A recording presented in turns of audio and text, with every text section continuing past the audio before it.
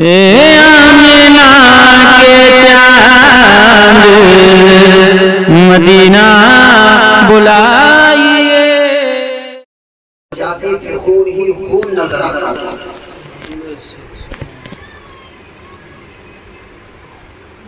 یہ وہ کربلا کی داستان ہے، یہ وہ کربلا کی متبرک تاریخ ہے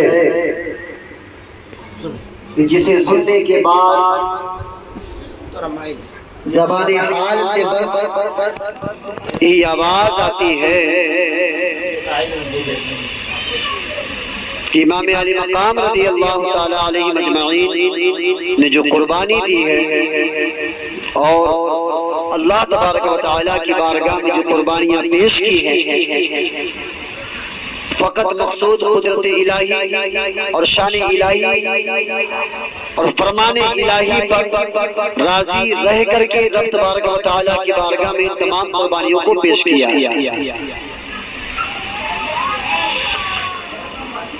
کربلا کی تقریباً 12 یا 13 محرم الحرام شریف کو یہ قافلہ جو اسیران اہل بیت تھے، جس کی قیادت، جس کی رہنمائی حضرت امام زین العابدین سجاد فرما رہے تھے۔ 14 سال کی عمر پاک ہے آپ کی، کتنا صبر کیا ہوگا ان سیدانیوں نے جنہوں نے اپنی آنکھوں سے اپنے بیٹوں کو کٹتے ہوئے دیکھا، کتنا صبر کیا امام زین العابدین نے کہ بھائی کا بھی سر نظروں کے سامنے کٹا اور بھانجوں کا بھی سر نظروں کے سامنے کٹا، یہاں تک کہ باپ کی لاش بھی نظروں کے سامنے دکھی۔ امام زین العابدین رضی اللہ تعالیٰ عنہ کو جب لے کر کے سر حسین کو نیزے پر لیا گیا، لٹکائے اور لے کر کے کربلا کی اس ریگستان سے جب یہ سفر روانہ ہوا، یہ قافلہ روانہ ہوا، تو شہیدان کربلا جتنے بھی رفقائے اہل بیت تھے اور جتنے بھی اہل بیت اطہار کے محبین تھے، ان کی لاشیں حضرت امام زین العابدین رضی اللہ تعالیٰ علیہ مجمعین جب جب دیکھتے تھے بے ہوش ہو جاتے تھے۔ کبھی سر حسین کو دیکھتے تو کبھی اپنے بھائیوں کے سروں کو دیکھتے، امام زین العابدین پر بار بار جشی طاری ہوتی، بار بار بے ہوش ہو جاتے، یہ منظر ان سے دیکھا نہ جاتا تھا۔ بہرحال یہ قافلہ روانہ ہوا سر حسین کو لے کر کے، تنہا امام زین العابدین مقدس سیدانیوں کو اونٹوں کے اوپر جیسے کچاوے کو لادا جاتا ہے، امام زین العابدین رضی اللہ تعالیٰ عنہ کے ہاتھوں میں بیڑیاں، ہاتھوں میں ہتھکڑی، گلے میں بیڑیاں، پاؤں میں بیڑیاں ڈال کر کے اونٹ پر سوار کر دیا گیا۔ حضرت سیدہ سکینہ کو بھی سوار کر دیا گیا۔ اب یہ لٹا ہوا قافلہ کربلا سے روانہ ہوا، قادسیہ کے راستے سے ہوتا تھا۔ کربلا کی تاریخ واقعی میں نے بڑی بڑی کتابیں مطالعہ کیا، مفتی نعیم الدین مراد آبادی رحمۃ اللہ تعالیٰ علیہ کی تصانیف کردہ ایک کتاب میری نظروں کے سامنے سے گزری۔ انہوں نے فرمایا کہ اگر کربلا کی داستان کما حق ہو اگر بیان کرتے چلے جائیں تو انسان کا وجود ختم ہو سکتا ہے، لیکن داستان کربلا نہیں ختم ہو سکتی۔ کربلا کی وہ داستان، کربلا کی وہ تاریخ ہے۔ امام زین العابدین رضی اللہ تعالیٰ عنہ کے گھر میں ایک شیرین بی بی رہا کرتی تھی۔ حضرت امام علی مقام رضی اللہ تعالیٰ عنہ نے انہیں آزاد کر دیا تھا. آپ نے فرمایا کہ بی بی اب تمہیں آزاد کیا جاتا ہے، تم چلی جاؤ یہاں سے. انہوں نے کہا امام علی مقام آپ مجھے کیوں جانے کے لیے کہہ رہے ہیں؟ امام علی مقام فرماتے ہیں کہ تمہیں آزاد کیا جاتا ہے. امام علی مقام سے بی بی شیرین نے کہا میں آزاد نہیں ہونا چاہتی ہوں، آپ کے غلام اور آپ کی کنیز بن کر کے اسی پر زندگی گزار کر کے خاتمہ بالخیر ہونا چاہتی ہوں. امام علی مقام نے فرمایا نہیں، آپ کو معلوم متا دیا جائے گا، آپ کہیں اور جا کر کے دیکھ لیں. آپ کو آزاد کر دیا گیا بی بی شیرین کو، اور معلوم متا سے نوازا گیا. وہ ایک دمشق کے راستے میں انہوں نے ایک پڑاؤ ڈالا اور وہیں پر اپنا قیام کر لیا، وہیں پر وہ بس گئی. لیکن جانے سے پہلے انہوں نے کہا تھا امام علی مقام آپ کی بارگاہ میں ایک عریضہ پیش کرنی تھی. آپ نے ارشاد فرمایا کہو کیا بات ہے؟ انہوں نے کہا حضور ایک التجا ہے، اگر آپ یہ منظور کر لیں گے تب جاؤں گا. امام علی مقام نے ارشاد فرمایا کہو کیا بات ہے؟ اتنا سننا تھا. بی بی شیرین نے کہا حضور میرے مکان میں آپ تشریف لائیں، میرے مکان میں آپ اس غلام کے گھر پہ، اس خادمہ کے گھر پہ آپ تشریف لائیں گے. امام علی مقام رضی اللہ تعالیٰ علیہ مجمعین نے ارشاد فرمایا ٹھیک ہے بی بی شیرین ہم ضرور آئیں گے. پھر انہوں نے کہا حضور ایک بات اور کہنی ہے کہ آپ آئیں تو اپنے تمام اہل خانہ کے ساتھ میں تشریف لے کر آئیں، تنہا نہ. امام علی مقام مسکرا کر کے فرمائے بی بی کہیں ایسا نہ ہو کہ تم ہمیں پہچانو، کہیں اس وقت ہم آ جائیں اور کہیں ایسا نہ ہو کہ تم ہمیں پہچان ہی نہ سکو. انہوں نے کہا آقا کہ جن سے میری پہچان بنی ہے میں انہیں کیسے بھول سکتی ہوں، جن سے میری پہچان بنی ہے میں انہیں کیسے بھول سکتی ہوں، یہ نور جیسے چہرے کو کیسے بھلا سکتا. امام علی مقام رضوان اللہ تعالی علیہ مجمعین نے آزاد کر دیا. اب یہ لٹا پٹا قافلہ اسیران کربلا رواں دوا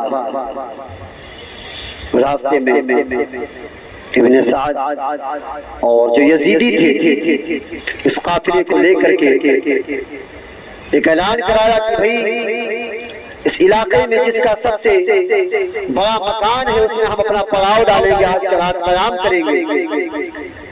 اتنا سننے کے بعد جس خاتون کو امام علی مقام نے آزاد کیا تھا بی بی شیرین کو، راستے میں ان کا مقام آ گیا، راستے میں ان کا گھر آیا.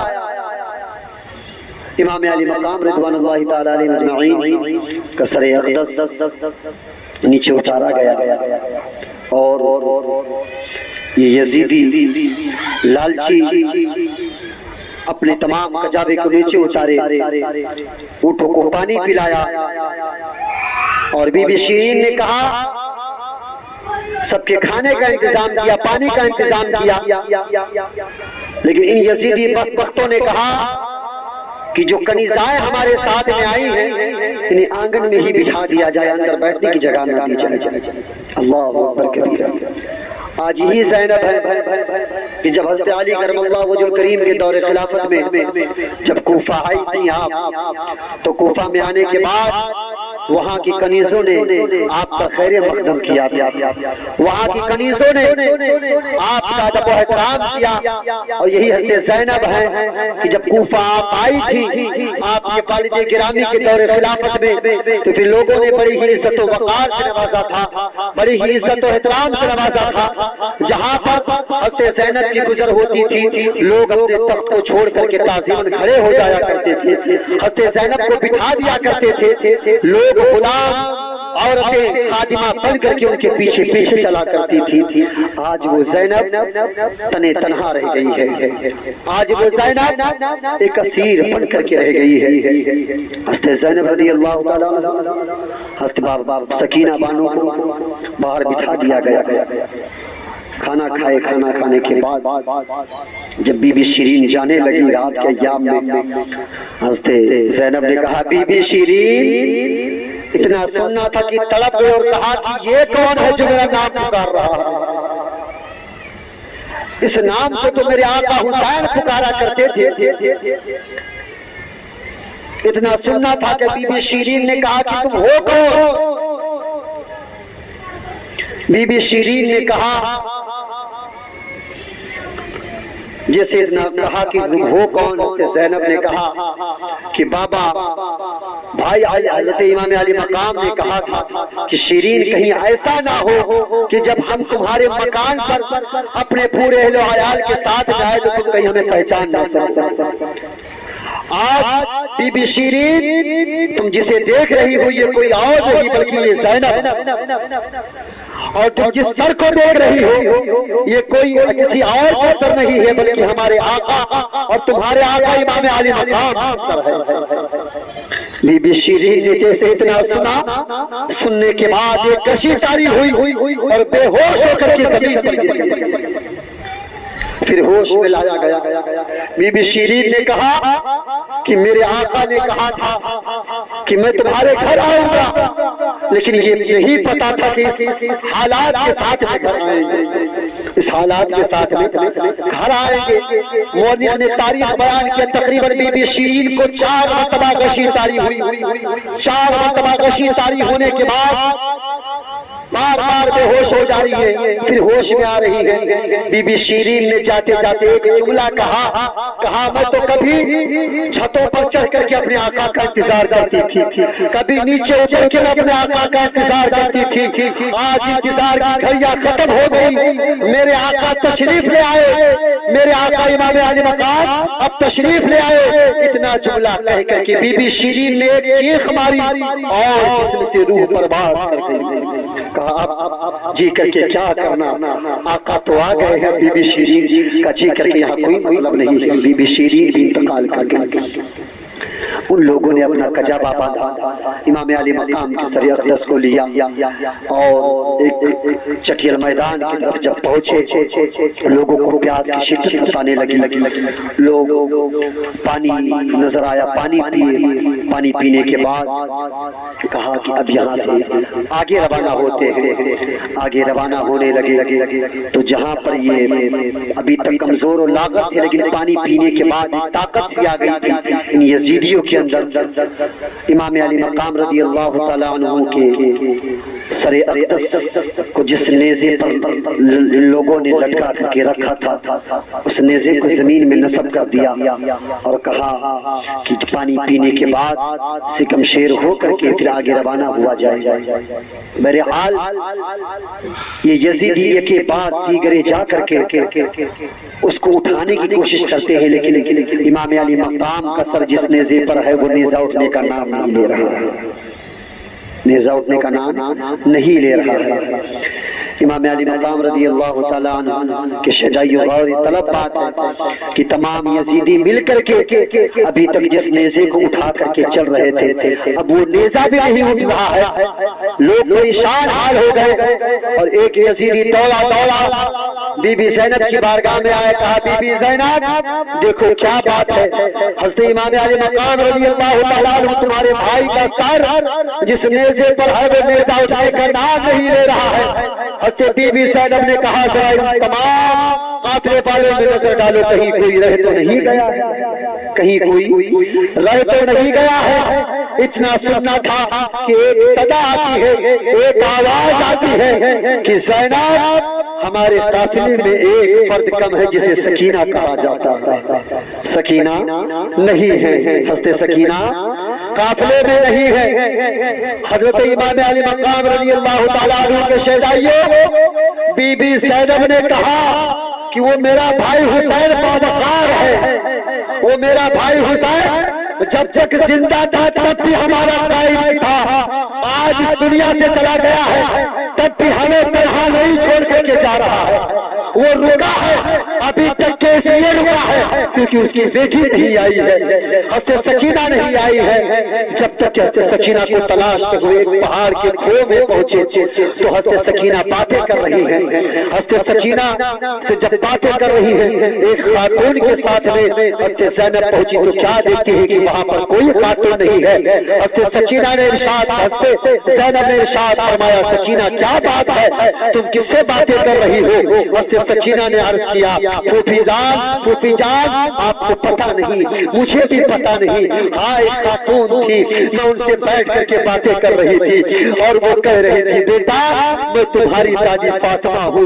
वो मुझे आगोश में लेकर के बातें कर रही थी और मुझसे पूछ रही थी, करबला के हालेजार को बता रही थी। मैं तो ये बता रही थी कि मेरे भाई अली असगर को किस तरीके से इन लोगों ने छीना है, मेरे भाई अली असगर को इन लोगों ने कैसे छीना है। मैं तो करबला के दास्तान को बयान कर रही थी। इतना सुनने के बाद ज़ैनब ने हज़रत सकीना को गले से लगाया और लगाने के बाद ये काफिला अब आगे बढ़ा। आगे बढ़ने के बाद एक और पड़ाव पड़ा। एक राहिब था, आपने तारीख पढ़ा होगा या तारीख सुना होगा। उस राहिब से कहा गया कि आज हमें यहाँ पर क़याम करने दिया जाए और क़याम करने के बाद में फिर हम अपने आगे चले जाएंगे। इतना सुनने के बाद राहिब ने कहा, जरा ये तो बताओ ये किसका सर है? देखने के बाद उन लोगों ने कहा ये तो एक बागी था, लेकिन जैसे चेहरे को देखा तो राहिब ने कहा कि ये तो बाकी नहीं लगता है, ये चमकता हुआ चेहरा ये बगावत नहीं कर सकता है, ये चमकता हुआ चेहरा ये बगावत नहीं करता है, ये चमकता हुआ चेहरा जो तुम देख रहे हो, जिसे तुम बागी कह रहे हो, ये बागी तो नहीं, हामिद जरूर नजर आता है। जिसे तुम बागी कह रहे हो ये मालूम पड़ता है। आखिरकार इन यजीदियों ने खुलासा कर दिया और कहा ये इमाम आली मकाम का सर है, ये आले रसूल का सर है, ये इमाम आली मकाम का सर है, ये नबी पाक सल्लल्लाहु अलैहि वसल्लम के नवासे का सर है। राहिब ने जैसे इतना सुना कहा, ओ बस्तो हजरत इमाम आली मकाम के सर को नीचे उतारो। ये राहिब था, राहिब जिसने इमाम आली मकाम के सर को पहचान लिया। अल्लाहु अकबर कबीरा। ओ साले बदबख्तो, मैं तुमसे सवाल करता हूँ कि दौलत के नशे में तुम इतना चूर हो गए कि तुम्हें ख्याल ना आया कि तुम जिस हुजूर का कलमा पढ़ते हो उसी हुजूर के नवासे को तुम कत्ल करने जा रहे हो। अल्लाहु अकबर कबीरा। इतना सुनने के बाद यजीदियों ने कहा, अच्छा ठीक है हम तुम्हें ये सर देंगे, लेकिन इस सर के बदले में तुम्हें दिरहम दीनार देना होगा। और दिरहम दीनार के लालची कुत्तों ने इस बात पर तय कर ली। उस राहिब ने सर हुसैन को लिया और साफ किया। माशाअल्लाह वो चेहरा दमकता हुआ, वो चेहरा चमकता हुआ कि जिस चेहरे को देखने के बाद हुजूर मुस्कुरा पड़ते थे, जिस चेहरे को देखने के बाद हुजूर चूम लिया करते थे, जिस चेहरे को देखने के बाद हुजूर सूंघ लिया करते थे। इमाम आली मकाम रज़ी अल्लाह तआला अन्हु के सर अक़दस को लिया और लेने के बाद साफ किया और पादरी अपनी किताब को निकाला और निकालने के बाद कभी चेहरे को देखता, कभी किताब को देखता, कभी चेहरे को देखता, कभी किताब को देखता। इतना कहते जाता और पढ़ते जाता। वो हकीकत के मानों में पढ़ नहीं रहा था, हकीकत के मानों में वो नूर हुसैन को देख रहा था। अल्लाह अकबर कबीरा। इमाम आली मकाम रज़ी अल्लाह तआला अन्हु का सर अक़दस ज़मीन पर, इमाम आली मकाम रज़ी अल्लाह तआला अन्हु का सर अक़दस एक ऊंचे मकाम पर रखा और कभी किताब को देखता है, कभी इमाम हुसैन पाक के सर अक़दस को देखता है। इतना देखने के बाद उसकी आंख लग जाती है और आंख लगने के बाद वो क्या देखता है कि आसमान से लेकर के जमीन तक, यानी जहां पर सर हुसैन रखा हुआ है, आसमान तक एक सफेदी फैली हुई है, आसमान तक एक सफेदी फैली हुई है और उसमें कुछ परिंदे नजर आ रहे हैं। अल्लाहु अकबर कबीरा। उस राहिब ने कहा, इमाम आली मकाम आप गवाह रहना कि आज ये राहिब आज बातिल को छोड़ करके, आज ये राहिब ईसाइयत को छोड़ करके आज आपको गवाह बना करके आपके नाना का कलमा पढ़ता है, ला इलाहा इल्लल्लाह मुहम्मदुर रसूलुल्लाह सल्लल्लाहु तआला अलैहि वसल्लम। इमाम आली मकाम रज़ियल्लाहु तआला अन्हु जब जिस्मानियात के साथ में जिंदा थे तब भी इस्लाम की तबलीग हो रही थी और रूहानियात के साथ में है तब भी इस्लाम की तबलीग हो रही है।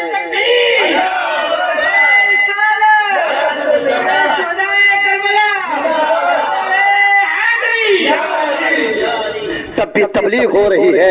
امام علی مقام رضی اللہ تعالیٰ عنہ کی سر اقدس کو راہب نے واپس کر دیا۔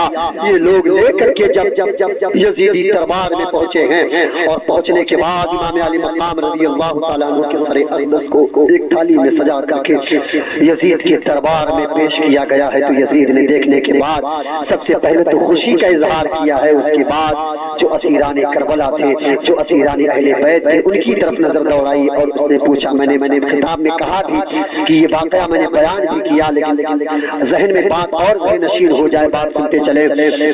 یزید نے پوچھا کہ آخر یہ کون ہے، کس طریقے سے بدبختی کا مظاہرہ کر رہا ہے اور کس طریقے سے وہ اپنی صفائی پیش کر رہا ہے، ایسا لگتا ہے کہ جیسے وہ تمام چیزوں سے لائل ہے، صرف حکومت کے نشے میں، لالچ، ان تمام لالچ و طمع کے چکر میں اس نے اتنا پوچھا کہ یہ کون ہے۔ ایک آواز آئی کہ یہ اسیران کربلا ہے باقی۔ یزید نے کہا، سر حسین کو لایا گیا اور اس سر اقدس کو یزید کے سامنے پیش کیا گیا، تو یزید نے اپنی چھڑی سے لب حسین پر، دندان حسین پر اپنی چھڑی کو گھمانے لگا اور اس پر مارنے لگا۔ سارے لوگ شانت ہیں، جب تک کہ بریدہ اسلامی نامی صحابی کھڑے ہوئے، ابھی کوئی جوانی کی عمر نہیں ہے ان کی، بڑھاپے کی عمر کو پہنچ چکے ہیں، لیکن پوری توانائی کے ساتھ میں کھڑے ہوئے اور کہا، یزید بدبخت، تو اپنے چھری کو پیچھے کر لے، تو جس حسین کے لبہائے مبارک پر تو چھڑی کو مار رہا ہے، میں نے ان لبوں کو حضور کو چومتے ہوئے دیکھا، جس دندان پر تو اپنی چھڑی کو مار رہا ہے، اس دندان کو میں نے حضور کو چومتے ہوئے دیکھا ہے۔ اے خبیث، تو اپنی چھڑی کو ہٹا لیا۔ انہوں نے قتل کا ارادہ کیا، جب تک کہ حضرت زینب نے پکار کے کہا کہ اب مجھ میں تاب نہیں ہے دیکھنے کی لاش۔ جب ضرورت تھی کربلا میں، تب کہا تھا، حضرت زینب رونے لگی، اسلمی بیٹھ گئے، یزید کی تمام سپاہی بیٹھے ہوئے، تمام لوگ بیٹھے ہوئے۔ ملک شام کی سرزمین سے جب یہ قافلہ رواں ہوا تھا، تو ملک شام کو اس طریقے سے سجایا گیا تھا کہ جیسے کسی دلہن کو سجایا جاتا تھا۔ امام علی مقام مستروں کو جب نیزے پر لٹکا کر کے لے کر کے گئے ہیں، تو ڈھول تاشوں کی آواز میں لے کر کے چلا گیا ہے۔ امام علی مقام رضی اللہ تعالیٰ عنہ کے سر اقدس کو جب یزید کی دربار میں پیش کیا گیا، یزید نے کہا، اے امام، آج حق اور باطل کا فیصلہ ہو گیا، تم نے بغاوت کا معاملہ تو دیکھ لیا،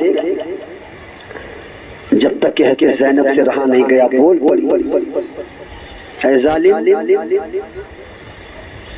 کیا کہتا ہے کہ میرا بھائی بغاوت کیا تو اس سے، میرا بھائی تو خود سے نہیں آیا تھا نا، میرے بھائی کو دعوت دے کر کے بلایا گیا تھا۔ اتنا سننے کے بعد اس نے دکھ اور افسوس کا مظاہرہ کیا اور اس نے کہا کہ بتاؤ کیا چاہتے ہو، جب تک امام زین العابدین رضی اللہ تعالیٰ عنہ نے ارشاد فرمایا کہ پہلی بات تو یہ کہ سر حسین ہمارے حوالے کر دیا جائے اور جو قاتلان حسین ہیں انہیں بھی ہمارے حوالے کر دیا جائے اور ہمیں بعفو و عافیت مدینہ منورہ پہنچا دیا جائے۔ یزید نے کہا اچھا ٹھیک، اور مجھے دمشق کی جامع مسجد میں کھڑے ہو کر کے خطاب کی اجازت دی جائے، یہ میری 4 باتیں قبول کر لی جائیں۔ یزید نے کہا تمہاری 3 باتیں تو منظور کی جائیں گی، لیکن ایک بات جو ہے ناقابل منظور ہے، یہ نہیں ہو سکتا ہے۔ اب اگر یزید وہاں پر پلٹ گیا، اس نے کہا کہ جو قاتلان حسین ہیں ان کو آپ کے حوالے نہیں کیا جائے گا، آپ کے سپرد نہیں کیا جائے گا۔ اتنا سننے کے بعد وہیں پر بات ختم ہو گئی۔ امام زین العابدین رضی اللہ تعالیٰ عنہ دمشق کی جامع مسجد میں گئے اور وہاں پر خطبہ دینے لگے۔ خطبہ دیتے وقت آپ نے آقا علیہ الصلوۃ والتسلیم اور حضرت امام علی مقام رضوان اللہ تعالیٰ علیہ مجمعین کی تعریف و توصیف بیان کرنا شروع کر دی۔ اہل بیت اطہار کی عظمت و فضیلت بیان کرنا شروع کر دی، جب تک کہ یزید نے دیکھا کہا کہ کہیں ایسا نہ ہو کہ امام زین العابدین کے خطبے سے لوگوں کا تیور بدل جائے، کہیں ایسا نہ ہو کہ امام زین العابدین کے خطبے سے لوگ میری طاعت سے پھر جائے اور لوگوں کی تلواریں میری گردنوں پر لٹکنے لگے۔ اپنی خطاؤں کو چھپانے کے لیے، اپنی غلطیوں کو چھپانے کے لیے اس نے مؤذن کو کہا کہ تم اذان دینا شروع کر دو۔ جب تک کہ مؤذن نے اذان دینا شروع کر دیا اور جیسے اذان دی امام زین العابدین خاموش ہو گئے اور اللہ اکبر کی جیسے صدا سنی تو انہوں نے حضرت امام زین العابدین نے جواب میں کہا بے شک اللہ تعالیٰ بہت بڑا ہے، اللہ تعالیٰ بہت بڑا ہے، اور اشہد ان لا الہ الا اللہ واشہد ان محمد اشہد ان لا الہ الا اللہ پر جب آپ مؤذن پہنچا ہے تو اتنا سننے کے بعد امام زین العابدین نے ارشاد فرمایا،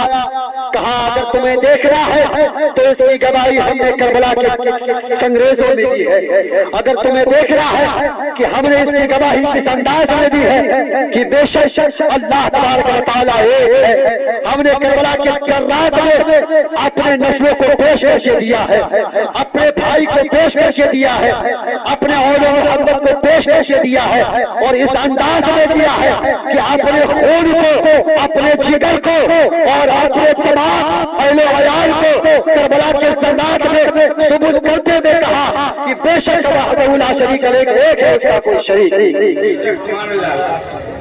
اور جب اشہد ان محمد رسول اللہ پر پہنچے امام زین العابدین سننے کے بعد دارو قطار رونے لگے اور کہا کہ یزید کے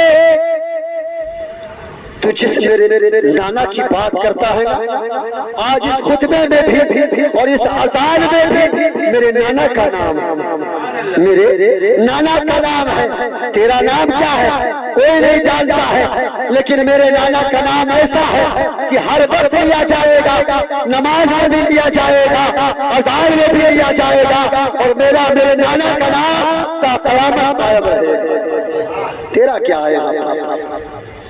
یہ لٹا پڑا قافلہ نعمان بن بشیر کے حوالے کیا گیا، جن کو معذوری دی گئی، جن کو برخاست کیا گیا تھا، انہوں نے اپنے آپ کو بچا لیا اور بچانے کے بعد روانہ کر دیا ان کو، اور یہ قافلہ المختصر جب کربلا سے یہ دمشق سے ہو کر کے مدینہ منورہ پہنچا ہے، پہنچنے کے بعد حضرت زینب رضی اللہ تعالیٰ عنہ آپ تک کے جو حضرت زین العابدین صبر کر رہے تھے، ابھی تک حضرت امام زین العابدین صبر کر رہے تھے، لیکن جیسے تربت مصطفیٰ پر پہنچے ہیں حضرت زین العابدین کی ایک چیخ اٹھی ہے، پورے مدینے میں کوہرام مچ گیا، پورے مدینے میں کوہرام مچ گیا۔ حضرت زینب بھی تربت مصطفیٰ پر ہے، حضرت امام زین العابدین بھی تربت مصطفیٰ پر ہے، اور بیٹھ کر کے نانا سے اپنا حال زار بتا رہے ہیں، ساری باتیں سنا رہے ہیں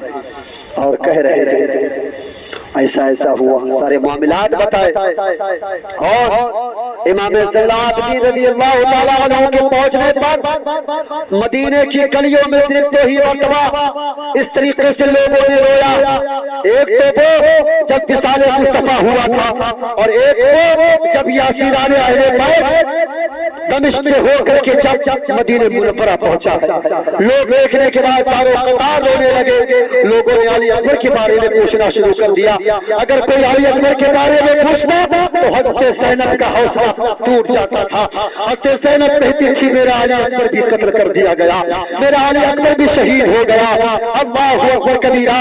حضرت علی اصغر کے بارے میں بھی بتایا، اولاد محمد کے بارے میں بھی بتایا، اور یہ بتاتے بتاتے حضرت امام زین العابدین الدین رضی اللہ تعالیٰ عنہ کے بارے میں تو تاریخ میں بیان کیا جاتا ہے کہ کبھی حضرت زین العابدین کے سامنے اگر کوئی جانور ذبح کرتا تھا تو زین العابدین رونے لگتے تھے. اگر ان کے سامنے کبھی ٹھنڈا پانی آتا تھا تو ٹھنڈا پانی لے کر کے ہاتھوں میں کپ کپی تاری ہو جاتی تھی اور سارے قطار رونے لگتے تھے. زین العابدین سے پوچھا جاتا اور امام زین العابدین آپ کے اندر اس طریقے سے کشی کیوں تاری ہو جاتی ہے؟ تو حضرت زین العابدین ارشاد فرماتے ہیں کہ جب میں پانی کا چلو مانتا ہوں اور پانی میرے ہاتھوں میں ہوتا ہے اور جیسے میں پانی اٹھاتا ہوں تو سکینہ کا چہرہ یاد آتا ہے, علی اصغر کا چہرہ یاد آتا ہے اور محمد کا چہرہ یاد آتا ہے. پانی بھی حضرت امام زین العابدین سے پیا نہ جاتا ہے اور لوگوں نے یہاں تک کہ بتایا ہے کہ امام زین العابدین کو جیسے ہی مدینہ منورہ واپسی ہوئی ہے اس وقت سے لے کر کے انتقال تک آپ کو کسی نے ہنستے ہوئے نہیں دیکھا. اللہ اکبر کبیرہ. امام زین العابدین رضی اللہ تعالیٰ عنہ اور یسیران کربلا جب مدینہ منورہ پہنچ گئے, پہنچنے کے بعد تقریباً 14 یا 13 محرم الحرام شریف کو مسلم بن عقبہ جو بڑا بدبخت ظالم تھا اور اس کے ساتھ میں تقریباً 10,000 یا 20,000 کا لشکر. المختصر یہ ہے کہ یزید نے صرف امام علی مقام رضی اللہ تعالیٰ عنہ کے لاش مبارکہ پر یا اہل بیت اطہار کے لاش مبارکہ پر صرف گھوڑے ہی نہیں دوڑائے تھے اس نے. اور جس مدینے کی گلیوں میں امام علی مقام نے زندگی گزاری تھی, جس مدینے کی گلیوں میں حضور نے اپنی زندگی گزاری تھی, حضور صلی اللہ تعالیٰ علیہ وسلم نے جس مدینے کی گلیوں میں تبلیغ کیا تھا اس مدینے کی بھی حرمتی یزید نے کروائی تھی. یہ وہی یزیدی بدبخت تھا کہ جس نے زنا کو حرام نہیں بلکہ حلال کر دیا تھا. اللہ اکبر کبیرہ. تاریخ میں آتا ہے کہ مدینے منورہ کی خاتون کو اپنے تمام سپاہیوں کے لیے کہا 3 دن کے لیے تم پر حلال کی جاتی ہے. اللہ اکبر کبیرہ. تقریباً 3,000 خاتون اللہ اکبر کبیرہ ان لوگوں نے حاملہ کر دیا تھا. بن بیاہی بچیوں کو ان لوگوں نے حاملہ کر دیا. اللہ اکبر کبیرہ. اور اس مدینہ منورہ کی بے حرمتی کر دی ان لوگوں نے. جہاں پر حضور پاک صلی اللہ علیہ وسلم کا منبر ہے ان لوگوں نے اپنے گھوڑے کو وہاں پر بدوایا, ان لوگوں نے اپنے اونٹوں کو وہاں پر بدوایا. ایک صحابی رسول تھے جنہوں نے جو پاگل ہو چکے تھے, اللہ اکبر کبیرہ, لوگوں نے انہیں پاگل سمجھ کر کے چھوڑ دیا اور وہ بھی وہیں پر سے وہی زندہ بچے تھے. مسلم بن عقبہ نے اس طریقے سے مدینے پر چڑھائی کی, مدینہ منورہ کی بے حرمتی کی, مدینہ منورہ کے ذرات کی بے حرمتی کی. جس مدینے کے بارے میں حضور فرماتے ہیں کہ 70,000 ملائکہ شام کو آتے ہیں, 70,000 ملائکہ شروع کو آتے ہیں. اللہ اکبر کبیرہ. لیکن جو ملائکہ ایک مرتبہ اس زمین پر آ جاتا ہے دوبارہ وہ اوپر نہیں جایا کرتا ہے, اس مقدس سرزمین کی بے حرمتی کر رہا ہے. اللہ اکبر کبیرہ. جو یزید کی تائید کرتے ہیں میں انہیں کہہ دینا چاہتا ہوں کہ تم ابھی بھی یزید کو حق پر مانتے ہو, ابھی بھی تم یزید کو صحیح مانتے ہو تو تم مانو جو یزید کو حق پر مانتے ہیں اس کا حشر یزیدیوں کے ساتھ میں ہوگا اور جو حسینیوں کو حق پر مانتے ہیں ان کا حشر حسینیوں کے ساتھ میں ہوگا.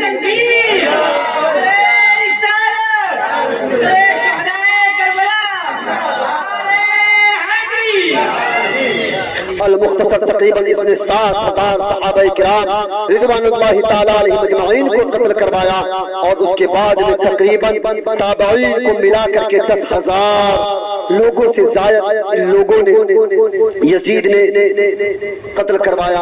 اور قتل کروانے کے بعد میں مدینہ کی بے حرمتی ہو گئی. تو مسلم بن عقبہ کے سامنے ایک نوجوان آیا اور اس نوجوان کو فوراً پکڑوا لیا اور گرفت کرنے کے بعد اس کی ماں کو بلایا اور اس کی ماں سے کہا کیا تجھے ڈر نہیں لگتا ہے؟ مسلم بن عقبہ کی تلوار سے اس عورت نے کہا معذرت طلب ہے. اتنا سننے کے بعد اس نے منت طلب کی کہ چھوڑ دی جائے میرے بیٹے کو, لیکن مسلم بن عقبہ نے نہیں چھوڑا اور کہا کہ اس کو قتل کر دیا جائے گا. اللہ اکبر کبیرہ. ماں ہاتھ کو پھیلا کر کے کھڑی رہی لیکن اس کے ہاتھوں میں آیا تو اس کے جوان بیٹے کا سر آیا. اس نے اسی وقت قسم اٹھا لیا تھا اور کہا تھا مولا میں تیری قسم اٹھا کر کے کہتی ہوں کہ میں اس کو ضرور جلاؤں گی, میں जिंदा जलाऊं या मुर्दा जलाऊं, इसको जला करके ही रख लूंगी अगर मुझे मौका मिल गया तो। अल्लाह अकबर कबीरा। रास्ते में ही जाते हुए इसने क्या सोचा कि अब तो मदीने पाक से आप चलते हैं मक्का मुअज़्ज़मा की तरफ, और वहां पर जा करके अब्दुल्लाह बिन जुबैर के हाथों पर जिन लोगों ने बात किया है उन्हें भी कत्ल कर दिया जाए, अब्दुल्लाह बिन जुबैर को भी कत्ल कर दिया जाए। इतना इरादा करके निकला था कि रास्ते में ही उसका खात्मा हो गया और वो मर गया। रास्ते में फिर यजीद ने एक और सिपह सालार को भेजा जिसमें सीन वाला हुसैन नहीं बल्कि साद वाला हुसैन आता है। ये नुमैर नामी शख्स उस जंग का सिपह सालार बना और सिपह सालारी के साथ में ये मक्का मुअज़्ज़मा की तरफ रवाना हुआ। रास्ते ही में उसे दफन कर दिया गया। जब तक उस खातून को ये इत्तला दी गई कि जिसकी तो ख्वाहिशमंद थी, जिसने तेरे बेटे को कत्ल किया था, जिसे मुस्लिम उक़बा कहा जाता है, अब उसको वो तो मर चुका है और उसको कब्र में डाल दिया गया है। इतना सुनने के बाद वो कब्र में जाकर के देखती है तो क्या देखती है कि उसके सर पर भी एक सांप बैठा हुआ है और सर से लेकर के बदन तक पूरे बदन में सांप लगता हुआ है। पैरों की तरफ देखा तो पैरों की तरफ एक अस्तहा डसा हुआ है और उसको लपेट करके रखा है और लोगों से वो कहने लगी कि इसको किसी तरीके से हटाओ ताकि मैं अपनी कसम पूरी कर सकूं, इसको चला सकूं। इतना सुनने के बाद लोगों ने कहा कि जाने दे, उसकी सजा तो उसको मिल गई है। तू देख रही है ना कि तेरे नजरों के सामने उस पर अल्लाह का कहर नाजिल हो गया है, तेरे नजरों के सामने उस पर अल्लाह का अज़ाब नाजिल हो गया है। उस खातून ने कहा नहीं, अभी मेरे कलेजे को ठंडक नहीं मिली है। उसने इस बारगाह खुदा में अपने हाथ को दराज कर दिया, कहा मौला तो आज मैंने तेरी बारगाह में और मैंने तुझे गवाह बना करके तेरी कसम खाई थी, आज मौला करीम इन सांपों को यहाँ से हटा दे। इतना कहना था कि वो सिरहाने गई छड़ी को लेकर के सांपों के जैसे तुम पर मारा, वो दोनों सांप चले गए। उस खातून ने वहीं पर फौरन उस यजीद के कुत्ते पर फौरन एक आग छिड़का दिया और उसको जला करके राख कर दिया। बहरहाल ये काफिला आगे रवा दवा हो करके इन लोगों ने मक्का मुअज़्ज़मा पर भी चढ़ाई की, मक्का मुअज़्ज़मा पर भी इस तरीके से चढ़ाई की कि अल्लाह अकबर कबीरा। वहां के भी इज्जत व वक़ार को तख्त व ताज को भी एकदम से दरहम बरहम कर दिया और इस तरीके से उन लोगों ने संगमारी की कि काबा मुअज़्ज़मा के गिलाफ को भी तार कर दिया। अल्लाह अकबर कबीरा। सिर्फ काबा मुअज़्ज़मा पर ही लोगों ने हमला नहीं किया था बल्कि काबा मुअज़्ज़मा के गिलाफ पर आग भी लगवा दी थी। इन लोगों ने जबल बुक़ैस से एक ऐसे आग के गोले को छोड़ा कि करबला के वहां पर मक्का मुअज़्ज़मा की जो ईंटें थी वो भी हिलती हुई नजर आने लगी। अल्लाह अकबर कबीरा। इन लोगों ने सिर्फ काबतुल्लाह की भी हुर्मती नहीं की, काबतुल्लाह के साथ साथ इन लोगों ने काबा मुअज़्ज़मा में जितनी भी मुतबर्रक चीजें थी उसकी भी लोगों ने बेहुर्मती की। अल्लाह अकबर कबीरा। लेकिन ये समझते थे जब यजीद ने इमाम आले मकाम के सर को जब कटवाया तो उसने क्या ख्याल किया कि अब इख्तिदार भी यजीद की है, अब इख्तिदार भी यजीद की है, अब हुकूमत भी यजीद की है, अब यजीद को कोई मिटाने वाला नहीं है। लेकिन अल्लाह ने फरमा दिया था कि अल्लाह तबारक व तआला ज़ालिमों के जुल्म से गाफिल नहीं है, ये मेरा रब है। एक वक्त ऐसा भी आया कि तकरीबन मुअर्रिख़ ने बयान किया है, एक तारीख में 4 साल आता है, एक तारीख में 6 साल आता है। 6 साल के बाद में तारीख ने करवट लिया तो जिसके घर पे मुस्लिम बिन अकील ने कयाम किया था मुख्तार सरफी के घर पे, तो उसने फिर एक ऐलान कर दिया और कहा जितने भी कातिलाने हुसैन हैं एक को मैं चुन करके भी मारूंगा। जिसने काबा की बेहुरमती की है उसे भी मारूंगा, जिसने मदीना की बेहुरमती की है उसे भी मारूंगा, और जितने लोग करबला में कातिलाने हुसैन में शामिल थे एक को चुन करके मारूंगा।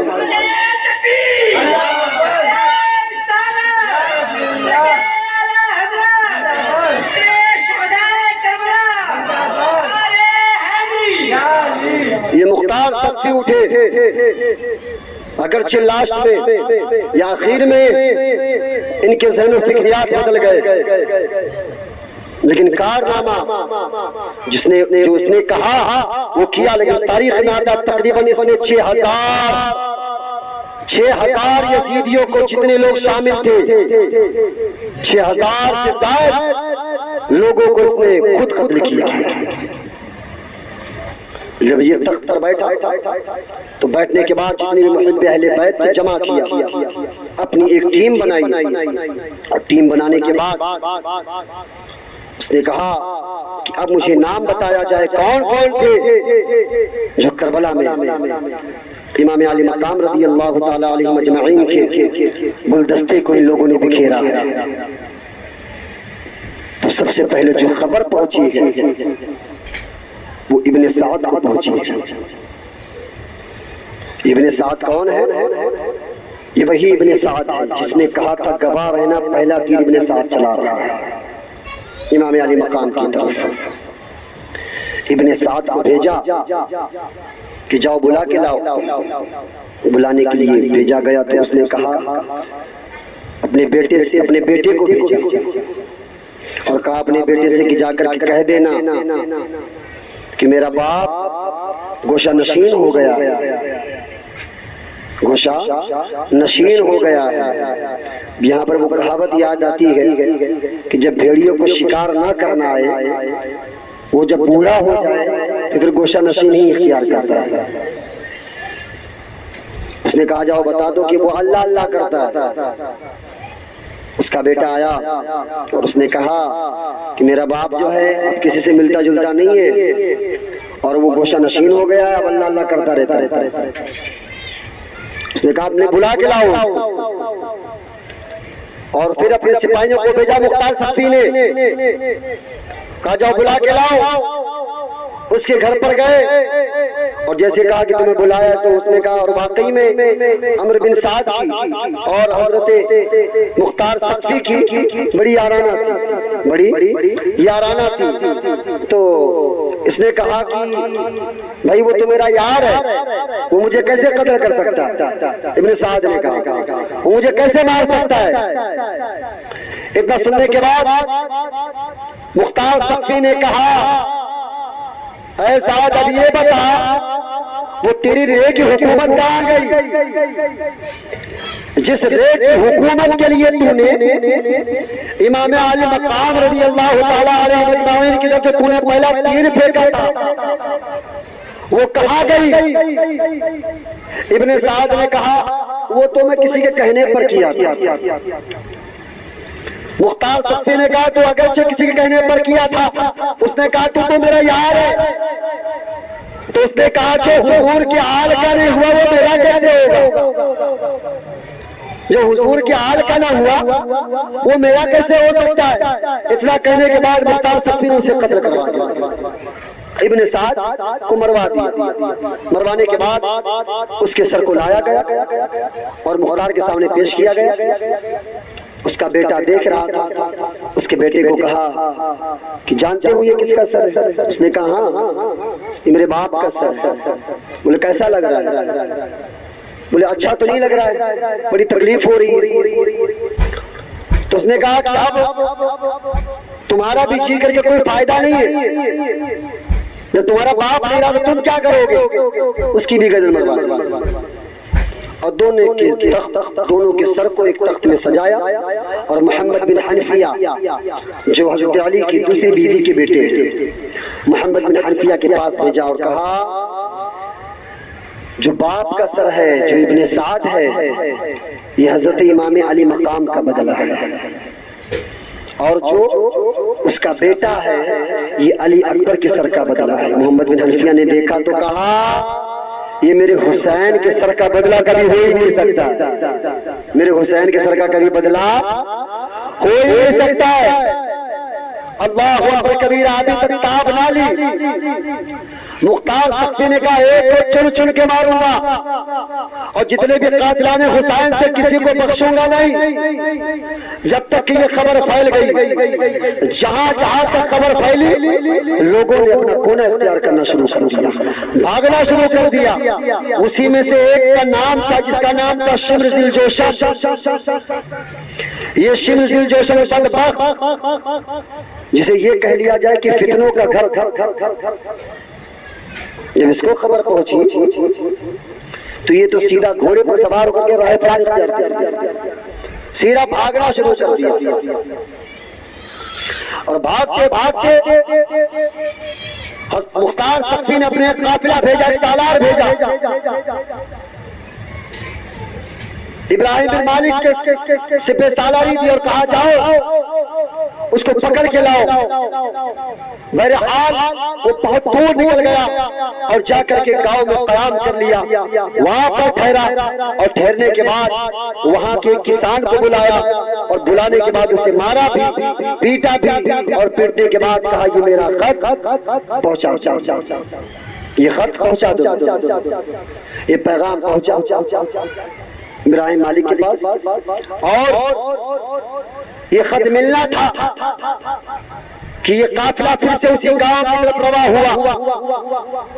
اس گاؤں میں پہنچنے کے بعد اس کو رات بھر نیند نہیں آ رہی کہ وہاں پر ایک ریچھ ہوتی ہے، وہ ریچھ اس کو سونے نہیں دے رہی تھی، کیڑا ہوتا ہے اس کو سونے نہیں دے رہا تھا، اور جو پانی کی پیاس کی سیرابی تھی اسے وہ بھی سونے نہیں دے رہی تھی۔ اتفاق سے بھاگتا بھاگتے سے ایک جھوپڑی نظر آئی، اور جب یہ وہاں پر پہنچا نا تو اس نے العطش العطش کا نعرہ لگانا شروع کیا، اندر سے پانی لایا گیا، پلایا، پانی پیتا گیا، لیکن جب اوپر نظر دوڑائی تو کیا دیکھتا ہے وہ کوئی اور نہیں بلکہ امام زین العابدین کی ذات، امام زین العابدین کی ذات۔ اس نے کہا کہ تم نے پہچانا نہیں مجھے؟ امام زین العابدین رضوان اللہ تعالیٰ علیہ اجمعین نے فرمایا کہ میں تجھے کیسے بھول سکتا ہوں، تجھے کیسے بھول سکتا ہوں جس نے میرا تاج اجاڑا ہے، جس نے میرے بھائی کی لاشوں پر گھوڑے دوڑائے ہیں، کیسے بھول سکتا ہوں؟ اتنا سننے کے بعد اس نے کہا پھر بھی تم مجھے پانی پلا رہے ہو؟ تو امام زین العابدین نے فرمایا کہ وہ تمہارا دستور تھا، یہ ہمارا دستور ہے، وہ تمہارا دستور تھا، پانی بند کرنا یہ تمہارا دستور ہے، اور اپنے ہو یا بیگانے ہو سب کو پلانا یہ ہمارا دستور ہے۔ اتنا سننے کے بعد وہ واپس ہوا، اس نے کہا کہ پناہ مل جائے گی؟ آپ نے فرمایا کہ جسے اللہ پناہ نہ دے اسے زین العابدین کیسے پناہ دے سکتا ہے؟ یہ چھپتا ہوا بھاگتا ہوا رات بھر نہ سویا، رات میں اگر ذرہ برابر کھڑکھڑاہٹ کی آواز آتی تو اٹھ بیٹھ جاتا، اور پھر دل میں خیال کرتا کہ یہ ریچھ ہوگی یا کوئی موذی جانور ہوگا، لیکن اتفاق سے یہ چادر اوڑھے لیٹا ہوا تھا کہ ابھی صبح کی شفق نمودار نہ ہوئی تھی کہ جب تک کہ یہ قافلہ مختار سقفی کا قافلہ چاروں طرف سے اسے گھیر لیتا ہے، اور گھیرنے کے بعد اس سے کہا گیا، اس نے جیسے یہ دیکھا تو کہا یہ ریچھ تو نہیں بلکہ یہ تو مختار سقفی کا قافلہ نظر آ رہا ہے۔ اتنا سننے کے بعد اس نے بھاگنے کی کوشش کی، اس کے چادر کو جیسے پکڑا تو کیا دیکھا کہ اس کے بدن میں کوڑ پڑ کا شکار پیدا ہو گیا، کوڑی ہو گیا، کوڑی ہو گیا ہے وہ۔ اتنا دیکھنے کے بعد مختار سقفی کا حکم ہوا کہ یہ کوڑ ہو گیا ہے، اسے مار دیا جائے، اور مارنے کے بعد اسے آسان موت نہ دی جائے، ایسی موت دی جائے، ایسی موت دی جائے تاکہ جب کوئی یزیدیت اپنے سر کو اٹھائے حسینیت کے خلاف تو اس کے ذہن میں یہ بات آتی ہے کہ کوئی بھی خلافت ہو یا کوئی بھی حکومت ہو جبر کی بنیاد پر نہیں بلکہ عدل کی بنیاد پر چلا کرتا ہے، کیونکہ عدل کی بنیاد پر جب عمر نے عدالت قائم کی ہے تو 10 سال حکومت کی ہے، اور جبر کی بنیاد پر یزید نے تخت قائم کیا ہے تو 6 سال بھی نہ چل سکا، اور اس کو قتل کروانے کے بعد کہا گیا اس کی لاش کو کیا کیا جائے، تو اب اسے زمین بھی نہ قبول کر سکی، آسمان بھی قبول نہ کیا، اس کے بدن کو کاٹ کر کے بوٹی بوٹی کر کے کتوں کے سامنے ڈال دیا گیا۔ اب دیکھیں کہ جس تخت و تاج کے لیے، جس حکومت کے لیے، جس درہم و دینار کے لیے آل رسول کا خون بہایا تھا، آج دیکھیں کہ اس کا انجام کیا ہوا ہے، نہ زمین نے قبول کیا نہ آسمان نے قبول کیا۔ مولا نے اس طریقے سے اس کی گرفت فرمائی، اس طریقے سے ذلت کیا کہ اس کو جگہ میں ملی تو کتے کے پیٹ میں جگہ ملی۔ اس کا یہ معاملہ ہوا۔ شبل ذل جوشن کے بعد یہ خولی بن یزید آیا جو کوفہ کا گورنر بن کر کے آیا تھا، کوفہ کا گورنر بن کر کے آیا تھا۔ اس کو پکڑوایا گیا، اس نے معافی مانگنا شروع کر دیا۔ المختصر باتیں عرض کر رہا ہوں، معافی مانگنا شروع کر دیا۔ امام علی مقام رضی اللہ تعالیٰ عنہ کے اس جانثار نے کہا، مختار سقفی نے کہا کہ اب تمہاری جو گورنری تھی اور جس حکومت کے طمع لالچ میں تم نے لوگوں کو ابھارا اور امام زین العابدین کے اہل خانہ پر تم نے پانی بند کروایا، اب کیا تصور کرتے ہو تم کہ تمہیں انصاف ملے گا؟ ہاں ضرور انصاف ملے گا، انصاف کیا جائے گا، لیکن انصاف مختار سقفی کی تلوار کرے گی۔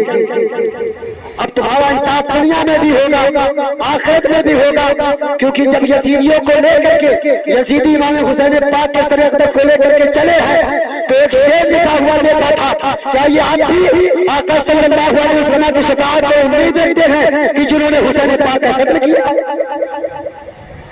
ابھی بھی یہ امید رکھتے ہیں کہ جنہوں نے آقا امام علیہ السلام کا قتل کیا تو دنیا میں بھی ذلیل اور آخرت میں بھی ذلیل کیا گیا۔ اور خولی بن یزید، یہ وہی خولی بن یزید ہے کہ جس نے حضرت عباس رضی اللہ تعالیٰ عنہ کے بدن سے کپڑے اتروا لیے تھے، کپڑے کھینچ لیے تھے اور بازو کاٹنے پر یہی مجبور کیا تھا۔ اور جب اس کی ماں کو پتا چلا خولی بن یزید کے کہ اس کو مختار سقفی کے پاس لے کر کے جایا جا رہا ہے، تو خولی بن یزید کی ماں گئی اور حکیم بن عدی کے پاس میں گئی اور کہا آپ مختار سقفی کے پاس جا کر کے میرے بیٹے کے متعلق بات کریں اور کہیں کہ میرا بیٹا ان تمام چیزوں سے بری ہے۔ وہ گئے اور جانے کے بعد ابھی بات ہی کر رہے تھے کہ اندر ان کے سپاہی لے کر کے گئے اور کپڑا اتروایا، اور کپڑا اتروانے کے بعد آپ نے ارشاد فرمایا کہ تو نے اسی طریقے سے حضرت عباس کا کپڑا اتارا تھا نا، اسی طریقے سے تو نے حضرت عباس کے بازو کٹوائے تھے نا۔ اتنا سننے کے بعد اس نے پہلے تو انکار کرتا رہا، لیکن اب دیکھا کہ اب کوئی راستہ نہیں ہے، آخر میں اس نے یقین کر لیا اور مان لیا۔ مختار سقفی کے سپاہیوں نے کہا کہ اب اس طریقے سے اس کو موت نہ دیا جائے جس طریقے سے حضرت عباس کو ان لوگوں نے تیرے سے چھلنی کیا تھا، اس کو کھڑا کر کے تیرے سے چھلنی کر کے سرکوب کر کے مار دیا جائے، اور اس طریقے سے اس کا بھی خاتمہ کر دیا گیا۔ اور اخیر میں جو سب سے بڑا سرگنا تھا، اس کو عبید اللہ ابن زیاد کہا جاتا ہے، یہی عبید اللہ ابن زیاد تھا۔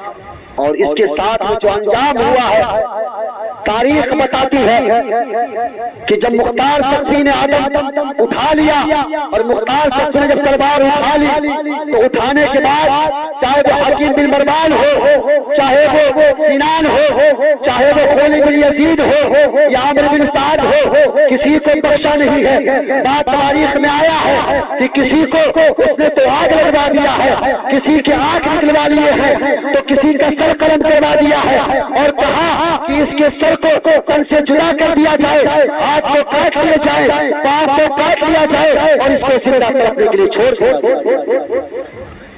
اس طریقے سے عبید اللہ ابن زیاد کو بلایا گیا۔ عبید اللہ ابن زیاد گھر میں چھپا ہوا بیٹھا تھا، خولی بن یزید بھی اپنے گھر میں ہی چھپا ہوا بیٹھا تھا۔ تو پہلے تو اس نے بچنے کی کوشش کی، لیکن اس کی بیوی جو تھی، جس دن سر حسین کو لے کر کے اپنے گھر میں آیا، اسی دن سے اس کی بیوی نے اپنے آپ کو اپنے شوہر پر حرام کر دی تھی اور کہا کہ اسی دن سے مجھ پر حرام ہو گیا۔ خولی بن یزید کی بیوی سے پوچھا گیا تمہارا شوہر کہاں ہے؟ تو اس نے زبان سے تو کچھ نہیں کہا گھر میں کوئی نہیں، لیکن ہاتھ سے اشارہ کر دیا کہ وہاں ٹوکری کے نیچے چھپا ہوا ہے۔ میرے حال یہ مکمل داستان یہ پر تمام نہیں ہوتی ہے، بلکہ تاریخ نے جب انگڑائیاں لی ہے تو 6 سال کا وقت گزرا اور 6 سال کے بعد میں یہی عبید اللہ ابن زیاد کا سر ہے آج تخت تخت بھی وہی ہے۔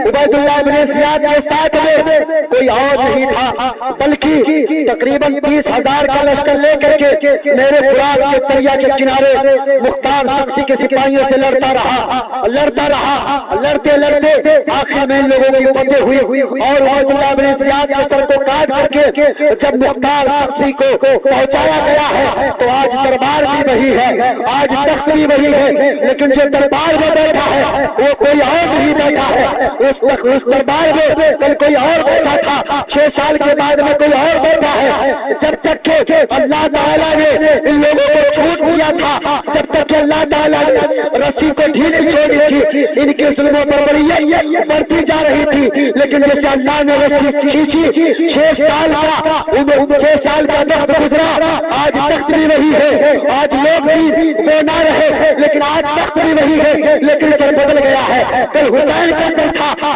آج یزید کا سر ہے۔ جب تک کہ اس کے اندر سے ایک آواز آتی ہے کہ آئے لوگوں گواہ ہو جائے، آج انصاف ہو گیا، انصاف ہو گیا۔